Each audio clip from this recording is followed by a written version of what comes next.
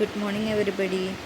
ഇന്നിവിടെ നോക്കാൻ പോകുന്നത് ഹ്യൂമൻ അനാട്ടമി ആൻഡ് ഫിസിയോളജിയുടെ ബി.ഫാമിൽ ഫസ്റ്റ് സെമിസ്റ്ററിൽ വരുന്ന കുറച്ച് പാർട്സാണ്. അതിൽ യൂണിറ്റ് 1 പാർട്ട് 1 ആണ് ആദ്യം നമ്മൾ നോക്കുന്നത്. First introduction to human body ആണ് നോക്കുന്നത്. അതിൽ definition and scope of anatomy and ഫിസിയോളജിനെ പറ്റിയാണ് പറയുന്നത്. ഡെഫിനിഷൻ വരുമ്പോൾ anatomy and physiology are branches of science that deals with different body parts and their functions. Anatomy and physiology എന്ന് പറയുമ്പോൾ സയൻസിൻ്റെ മെയിൻ 2 ബ്രാഞ്ചസ് ആണ്. അതിൽ രണ്ട് തരം കാര്യങ്ങളാണ് പഠിക്കുന്നത്. അനാട്ടമിയിൽ നമ്മൾ പഠിക്കുന്നതെന്ന് പറഞ്ഞിട്ടുണ്ടെങ്കിൽ ബോഡി പാർട്സിൻ്റെ സ്ട്രക്ചറിനെ പറ്റിയാണ് മെയിനായിട്ട് പഠിക്കുക. ഫിസിയോളജിയിലേക്ക് വരുമ്പോഴത്തേക്കും ആ ബോഡി പാർട്സിൻ്റെ ഫങ്ഷനെ പറ്റി. അനാട്ടമിയുടെ ഡെഫിനിഷൻ നമുക്ക് നോക്കാം. It's branch of science which deals with the study of structure of different organs in human body. മനുഷ്യ ശരീരത്തിലുള്ള പലതരം ഓർഗൻസിൻ്റെ സ്ട്രക്ചർ, അതിൻ്റെ പഠനത്തെയാണ് നമ്മൾ അനാട്ടമി എന്ന് പറയുന്നത്. ഫിസിയോളജി ആവുമ്പോൾ branch of science which deals with normal functions of living organisms and their parts. ഇപ്പോൾ നമ്മൾ പറഞ്ഞില്ലേ, ഹ്യൂമൻ ബോഡിയിലുള്ള ഡിഫറെൻറ്റ് പാർട്സ് അല്ലെങ്കിൽ ഓർഗൻസ്, അതിൻ്റെ നോർമലി നടക്കുന്ന ഫങ്ഷൻസ് അതിനെപ്പറ്റി പഠിക്കുന്ന സയൻസിൽ അതിനെപ്പറ്റി പഠിക്കുമ്പോഴാണ് നമ്മൾ അതിന് ഫിസിയോളജി എന്ന് പറയുന്നത്. ഇനി നമ്മുടെ അനാട്ടമിക്കും ഫിസിയോളജിക്കും സബ് ഡിവിഷൻസ് ഉണ്ട്. അതായത് നമ്മളെന്താ സ്കോപ്പ് എന്നും പറയും. ഈ അനാട്ടമി ആൻഡ് ഫിസിയോളജി കൊണ്ട് നമുക്ക് എന്തൊക്കെ കാര്യങ്ങൾ അറിയാൻ പറ്റും. അതിൽ ഫസ്റ്റ് വരുന്നത് അനാട്ടമിയുടെ സബ് ഡിവിഷനായിട്ട് ഡെവലപ്മെൻറ്റൽ ബയോളജി. അതായത് ഇപ്പോൾ നമ്മുടെ study of complete development of an individual from fertilisation of an egg to death. ഒരാൾ, അതായത് ഇപ്പോൾ ഒരു പ്രഗ്നൻ്റായി ഒരു ലേഡി പ്രഗ്നൻ്റായിട്ട് എഗ്ഗ് വന്ന് യൂട്രസിൽ ഹാച്ച് ചെയ്തിട്ട് ആ എഗ്ഗിൻ്റെ ഫെർട്ടിലൈസേഷൻ ടൈം തൊട്ട് ആ ആൾ വളർന്ന് വലുതായി വാർദ്ധക്യത്തിലെത്തി മരണം സംഭവിക്കുന്നത് വരെ ആ ഇൻഡിവിജ്വലിൽ നടക്കുന്ന ഡെവലപ്മെൻറ്റ്, പലതരം മാറ്റങ്ങൾ ശരീരത്തിൽ സംഭവിച്ചുകൊണ്ടിരിക്കും ആ എഗ്ഗ് തൊട്ട് മരണം വരെ. ആ ഒരു സ്റ്റഡി, അതിൻ്റെ പഠനത്തെയാണ് നമ്മൾ ഡെവലപ്മെൻറ്റൽ ബയോളജി എന്ന് പറയുന്നത്. ഇനി സെൽ ബയോളജി അടുത്തത്. Study of cellular structure and its function. സെല്ലിൻ്റെ സ്ട്രക്ചറും അതിൻ്റെ ഫങ്ഷനും പഠിക്കുന്നതിനാണ് സെൽ ബയോളജി എന്ന് പറയുന്നത്. മനുഷ്യ ശരീരം ഉണ്ടാക്കിയിരിക്കുന്നത് സെൽസും ടിഷ്യൂസും അങ്ങനെ പല ഘടകങ്ങൾ ഉപയോഗിച്ചിട്ടാണ് മനുഷ്യ ശരീരമായി മാറിയിരിക്കുന്നത്. അതിൽ ആ സെല്ലിന് ഒരു പ്രോപ്പറായിട്ടുള്ളൊരു സ്ട്രക്ചർ ഉണ്ട്. അത് നമ്മൾ പിന്നീട് പഠിക്കും. ആ സ്ട്രക്ചറിൻ്റെ പഠനത്തെയാണ് സെൽ ബയോളജി എന്ന് പറയുന്നത്. ഹിസ്റ്റോളജിയിലേക്ക് കിടക്കുമ്പോൾ study of microscopic structure of ടിഷ്യൂസിൻ്റെ മൈക്രോസ്കോപ്പ് വഴി നോക്കുമ്പോൾ കാണുന്ന കാര്യങ്ങൾ, അതിൻ്റെ പഠനത്തെയാണ് ഹിസ്റ്റോളജി എന്ന് പറയുന്നത്. ഗ്രോസ് അനാട്ടമി, ഇപ്പോൾ നമ്മൾ പറഞ്ഞു ഹിസ്റ്റോളജി മൈക്രോസ്കോപ്പ് ഉപയോഗിച്ചാണ് നമ്മൾ കാണുന്നത്. ഗ്രോസ് അനാട്ടമി എന്ന് പറയുമ്പോൾ മൈക്രോസ്കോപ്പ് ഇല്ലാതെ നമ്മൾ സ്ട്രക്ചേഴ്സ് എക്സാമിൻ ചെയ്യുന്ന ആ ഒരു പ്രൊസീജിയറിനെയാണ്, ആ ഒരു സ്റ്റഡി പഠനത്തെയാണ് ഗ്രോസ് അനാട്ടമി എന്ന് പറയുന്നത്, without using a microscope. Systemic അനാട്ടമിയാണ് അടുത്തത്. Study of structure of specific systems of the body. നമ്മുടെ ശരീരത്തിൽ ഒരുപാട് സിസ്റ്റംസ് ഉണ്ട്. അതായത് respiratory system, nervous system, urinary tract system, reproductive system, cardiovascular system, അങ്ങനെ പലതരം സിസ്റ്റംസ് ഉണ്ട്. ആ സിസ്റ്റംസിൻ്റെ സ്പെസിഫിക് സ്ട്രക്ചർ, അതിൻ്റെ ആ പല ഭാഗങ്ങളുടെ സ്ട്രക്ചറിനെ പഠിക്കുന്ന ആ ഒരു വേർഡാണ് നമ്മൾ സിസ്റ്റമിക് അനാട്ടമി എന്ന് പറയുന്നത്. ഇനി റീജിയണൽ അനാട്ടമി എന്ന് പറയുമ്പോൾ study of specific region of the body. ഇപ്പോൾ നമ്മൾ പറഞ്ഞത് സിസ്റ്റത്തിനെ പറ്റിയ പലതരം സിസ്റ്റം. ഇനി പല റീജിയൻസ്, അതായത് ഇപ്പോൾ ഹാർട്ട്, ലങ്സ്, ലിവർ, അതൊക്കെ നമ്മുടെ ബോഡിയിലുള്ള പല റീജിയൻസിൽ വരുന്ന ഓർഗൻസാണ്. ആ റീജിയൻസ്, ബോഡിയിലുള്ള ആ സ്പെസിഫിക് റീജിയൻസിൻ്റെ പഠനത്തെയാണ് റീജിയണൽ അനാട്ടമി എന്ന് പറയുന്നത്. ഇനി radiographic anatomy. Study of body structures that can be examined by X-rays. Body സ്ട്രക്ചേഴ്സിനെ തന്നെ നമ്മൾ എക്സ്റേ ത്രൂ എക്സാമിൻ ചെയ്ത് പഠിക്കുന്നതിനാണ് റേഡിയോഗ്രാഫിക് അനാട്ടമി എന്ന് പറയുന്നത്. പാത്തോളജിക്കൽ അനാട്ടമിയാണ് നെക്സ്റ്റ് വൺ. അത് study of structural changes from gross to microscope associated with any disease. നമുക്ക് എന്തെങ്കിലും അസുഖങ്ങൾ വന്നു കഴിയുമ്പോൾ അതിനെ നമ്മൾ ഗ്രോസ് അനാട്ടമി നേരത്തെ പറഞ്ഞു, മൈക്രോസ്കോപ്പ് ഇല്ലാതെ നമ്മൾ എക്സാമിൻ ചെയ്യുന്നത്.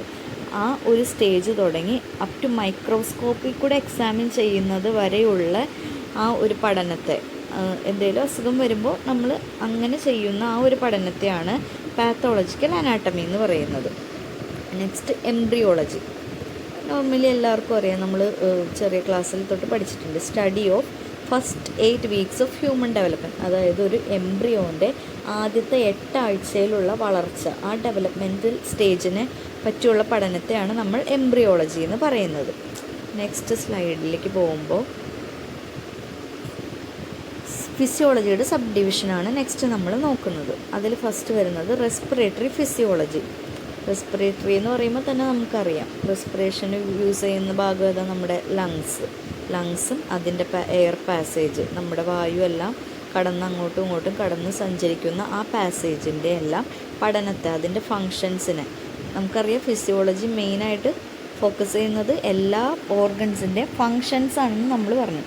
അപ്പോൾ ഇവിടെ റെസ്പിറേറ്ററി ഫിസിയോളജി എന്ന് പറയുമ്പോൾ ലങ്സിൻ്റെയും എയർ പാസേജസിൻ്റെയും ഫങ്ഷനിങ് എങ്ങനെയാണ്, അതിൻ്റെ പഠനത്തെയാണ് സൂചിപ്പിക്കുന്നത്. Next renal physiology. റീനൽ എന്ന് പറഞ്ഞാൽ കിഡ്നിയിൽ നടക്കുന്ന ഫങ്ഷൻസ്, അതാണ് റീനൽ ഫിസിയോളജി, അതിൻ്റെ പഠനം. ഇമ്മ്യൂണോളജി. നമ്മുടെ ശരീരത്തിൽ ഇമ്മ്യൂണിറ്റി എന്ന് പറഞ്ഞാൽ എന്താ? പ്രതിരോധം. നമുക്ക് എന്തെങ്കിലും ഒരു അസുഖം വരുമ്പോൾ ആ അസുഖത്തെ എതിർത്ത് നിൽക്കാനുള്ള കുറേ എന്താ പറയുക ഏജൻസ്, IgG IgE എന്നൊക്കെ പറയുമോ, അതെല്ലാം നമ്മൾ ഡീറ്റെയിൽ ആയിട്ട് പിന്നെ പഠിക്കും. അതിൻ്റെ എല്ലാം മെക്കാനിസം, ഡിഫെൻസ് ചെയ്യാനുള്ള, എതിർക്കാനുള്ള ആ ഒരു മെക്കാനിസം, അതിൻ്റെ സ്റ്റഡീനെയാണ് നമ്മൾ ഇമ്മ്യൂണോളജി എന്ന് പറയുന്നത്. എക്സർസൈസ് ഫിസിയോളജി എന്ന് പറയുമ്പോൾ മെയിനായിട്ട് നമുക്കറിയാം, എക്സസൈസ് എന്ന് പറയുമ്പോൾ മസിൽസിനാണ് മെയിനായിട്ട് അത് വരുന്നത്. Study of functioning of the changes in cell or organ functions as A result of muscular activity. നമ്മൾ എന്തെങ്കിലും എക്സസൈസസോ അല്ലെങ്കിൽ ഓട്ടം ചാട്ടം അങ്ങനെ എന്തെങ്കിലും ചെയ്യുമ്പോഴത്തേക്കും നമ്മുടെ മസിൽസിൽ വരുന്ന ഫങ്ഷണൽ ചേഞ്ചസ്, ആ മസിൽസിൻ്റെ ടിഷ്യൂസിലോ സെൽസിലോ നടക്കുന്ന മാറ്റങ്ങൾ, ആ ഒരു ചേഞ്ചസിൻ്റെ ആ ഒരു ഫങ്ഷനിങ്, എന്തെങ്കിലും ഒരു ഫങ്ഷൻ നടക്കുമ്പോഴാണല്ലോ നമുക്ക് ഓടാനും ചാടാനൊക്കെ പറ്റുന്നത്. ആ ഫങ്ഷൻസിനെ നമ്മൾ പറയുന്നതാണ് എക്സർസൈസ് ഫിസിയോളജി എന്ന് പറയുന്നത്. നെക്സ്റ്റ് വരുന്നത് ന്യൂറോ ഫിസിയോളജി. ന്യൂറോ എന്ന് പറയുമ്പോൾ എന്താ? നെർവ്, നമ്മുടെ ഞരമ്പുകൾ, നെർവസ് സിസ്റ്റം. ആ നെർവസ് സിസ്റ്റത്തിൻ്റെ ഫങ്ഷൻസിനെ പഠിക്കുന്ന അതിനാണ് ന്യൂറോ ഫിസിയോളജി എന്ന് പറയുന്നത് നമ്മൾ. Next പാത്തോ physiology. പാത്തോ എന്ന് പറയുമ്പോൾ എന്തെങ്കിലും ഡിസീസിനെയാണ് നമ്മൾ പാത്തോ എന്ന് സൂചിപ്പിക്കുന്നത്. ഏജ് മൂലം സംഭവിക്കുന്ന എന്തെങ്കിലും അസുഖമോ അല്ലെങ്കിൽ അല്ലാതെ എന്തെങ്കിലും ട്രോമ, അങ്ങനെ എന്തെങ്കിലുമൊക്കെ കാരണം വരുന്ന അസുഖങ്ങൾ, ആ അസുഖങ്ങൾ വരുന്നത് എന്തുകൊണ്ടാണ്? ആ അസുഖങ്ങളിൽ ഉണ്ടാവുന്ന ഫങ്ഷണൽ ചേഞ്ചസ് അതെല്ലാം കണ്ടുപിടിക്കാനുള്ള പഠനത്തെയാണ് നമ്മൾ പാത്തോഫിസിയോളജി എന്ന് പറയുന്നത്. നെക്സ്റ്റ് കാർഡിയോവാസ്കുലർ ഫിസിയോളജി, അതായത് study of functioning of heart and blood vessels. Cardiac എന്നൊക്കെ നമ്മൾ ഒരുപാട് കേട്ടിട്ടുണ്ട്. കാർഡിയാക്ക് എന്നൊക്കെ പറയുമ്പോൾ ഹാർട്ടിനെയാണ് അത് നമ്മൾ സൂചിപ്പിക്കുന്നത്. അപ്പോൾ ഹാർട്ടിൻ്റെയും ആ ഹാർട്ടിലേക്കുള്ള ബ്ലഡ് വെസൽസിൻ്റെ പമ്പിങ്, അതിൻ്റെ ഫങ്ഷൻസ്, അതിനെപ്പറ്റി പഠിക്കുന്നതിനാണ് കാർഡിയോവാസ്കുലർ ഫിസിയോളജി എന്ന് പറയുന്നത്. നെക്സ്റ്റ് വന്നിട്ട് എൻഡോക്രൈനോളജി എന്ന് പറയുമ്പോൾ നമ്മളുടെ എൻഡോക്രൈനോളജി ഹോർമോൺസിനെയാണ് സൂചിപ്പിക്കുന്നത്. ശരീരത്തിൽ നമുക്ക് ഒത്തിരി ഹോർമോൺസ് ഉണ്ട്. പല ആക്ടിവിറ്റീസ് നടക്കാനും നമുക്ക് ഹോർമോൺസിൻ്റെ സഹായത്തോടെയാണ് പല കാര്യങ്ങളും നടക്കുന്നത്.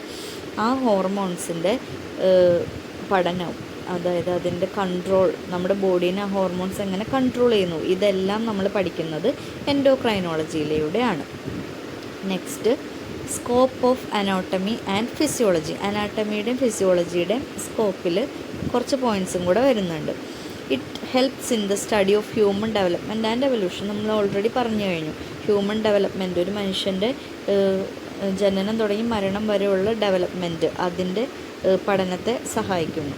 പിന്നെ help to understand the structure and functioning of different body parts. ബോഡിയിലുള്ള പലതരം പാർട്സിൻ്റെ രൂപങ്ങളും സ്ട്രക്ചറും ഫങ്ഷനും അത് പഠിക്കാൻ നമുക്ക് അനാട്ടമി സ്കോപ്പ് ഉണ്ട്. To understand the pathology of disease and pathological condition. അസുഖങ്ങൾ ഉണ്ടാക്കുന്ന പാത്തോജൻസും അതിൻ്റെ കണ്ടീഷൻസിനെ പറ്റിയെല്ലാം നമുക്ക് ഡീറ്റെയിൽ ആയിട്ട് അനാട്ടമി ആൻഡ് ഫിസിയോളജി ത്രൂ പഠിക്കാൻ പറ്റും. അപ്പോൾ നമ്മളുടെ ഇത്രയും കാര്യങ്ങൾ ഇൻട്രൊഡക്ഷനിൽ പറഞ്ഞിട്ട് ഇന്നത്തെ ക്ലാസ് അവസാനിപ്പിക്കുകയാണ്. നെക്സ്റ്റ് പാർട്ട് നമ്മൾ വേറൊരു പ്രസൻറ്റേഷനായിട്ട് പ്രിപ്പയർ ചെയ്യുന്നുണ്ട്. അപ്പോൾ അതുവരെ എല്ലാവരും നന്നായിരിക്കുക. ഈ സ്ലൈഡുകളെല്ലാം ഒന്ന് ഓടിച്ചു വിടുക. അത്ര ഡിഫിക്കൽട്ടായിട്ടുള്ള കാര്യങ്ങളൊന്നും ഇതിലില്ല. ജസ്റ്റ് ഒന്ന് നോക്കി പോകാവുന്ന ഭാഗങ്ങളെ ഇൻട്രൊഡക്ഷനിലുള്ളൂ.